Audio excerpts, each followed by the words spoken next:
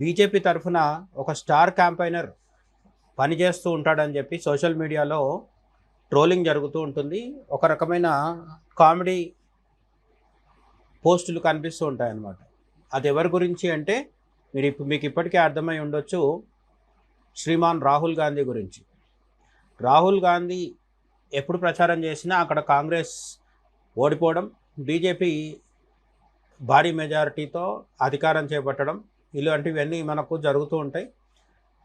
ఇప్పటికీ 90 పైచిలకు ఎలక్షన్స్లో ఓడిపోయి సెంచరీ కొట్టేందుకు రాహుల్ గాంధీ సిద్ధపడుతున్నాడు.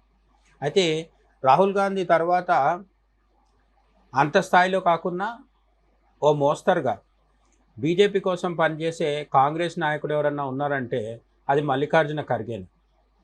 రాహుల్ గాంధీ లాగా ఈయన నెపోకిడ్ ఏం కాదు, స్వయం కృషితో ఎదిగిన అద్భుతమైన సీనియారిటీ ఉన్న గొప్ప ప్రజాదరణ కూడా ఉన్న కర్ణాటకలో కాంగ్రెస్ తరఫున పనిచేసే కమిటెడ్ నాయకుడు, దళిత నాయకుడు కూడా.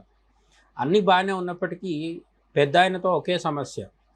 సరిగ్గా ఎలక్షన్స్ వచ్చినప్పుడు, అది పోలింగ్ జరగబోయే కొద్ది రోజుల ముందు ఈయన ఉన్నట్టుండి రకరకాల కామెంట్స్ చేస్తూ ఉంటారు. ఆ కామెంట్స్ అటుపోయి ఇటుపోయి బీజేపీకి నష్టం చేసే బదులు బీజేపీకి లాభం చేస్తుంటాయి.